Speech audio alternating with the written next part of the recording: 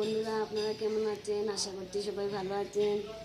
তাহলে আমি আজকে আপনাদেরকে দেখাবো কীভাবে আমি মুখি দিয়ে শীতল মাছটা দিয়ে রান্না করব।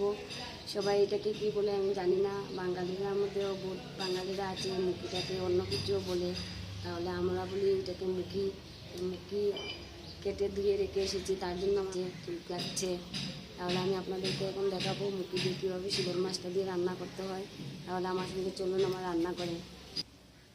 তাহলে চলে এসেছি বন্ধুরা আমি রান্নাঘরে। এখন দেখাবো আপনাদেরকে মুখি দিয়ে শীতল মাছটা দিয়ে কিভাবে রান্না করতে হয়। তাহলে চলুন তাহলে আমি আগুন ধরিয়ে এখানে কড়াইটা বসিয়ে দিয়েছি। তারপরে আমি এটাতে কি কি দিচ্ছি দেখবেন একদম সাধারণভাবে। তাহলে আমি দিয়ে দিচ্ছি মুখি। এখানে মুখিটা প্রথমে আমি চুলিয়ে ধুয়ে রেখেছিলাম। তারপরে এটাতে দিয়ে দেবো আমি দেখুন এখানে অন্য কি রসুন কুচি পেঁয়াজ কুচি একসাথেই করে নিয়েছি। এখানে শীতল মাছটা দিয়ে দেবো এখন।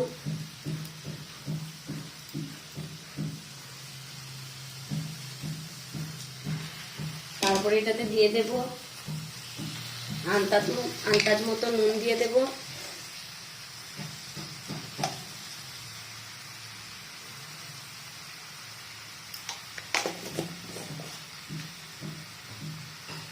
তারপরে দিয়ে দেবো হলুদ গুঁড়ো।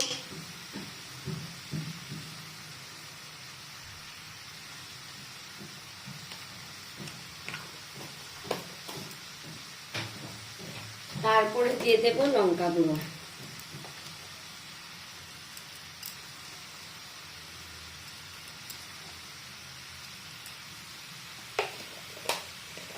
আন্দাজ মতো লঙ্কা গুঁড়োটা দিয়ে দিয়েছি।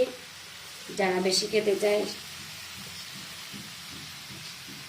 বেশি দিতে পারবে, যারা কম খায় কম দিতে পারবে। তারপরে অল্প নাড়াচাড়া করে নেব। আসলে এটাতে আমি তেল দিয়ে রান্না করছি না, তেল দিচ্ছি না, একদম তেল দিয়ে নিই। আপনারা তো দেখেছেন খালি কড়াইতে আমি এটা ছেড়েছিলাম প্রথমেই।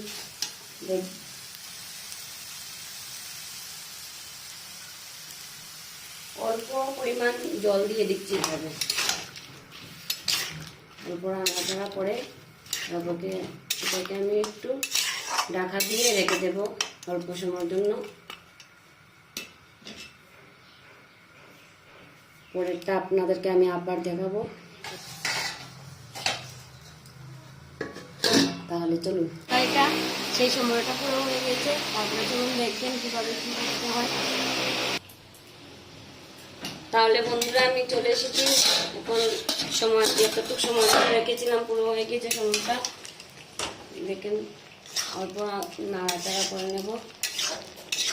তাহলে মুখিটা সিদ্ধ হয়ে গেছে। এখন এখানে আমি আন্দাজ মতো ঝুলটা দিয়ে দেবো। আন্দাজ মতো ঝুলটা দিয়ে দেবো।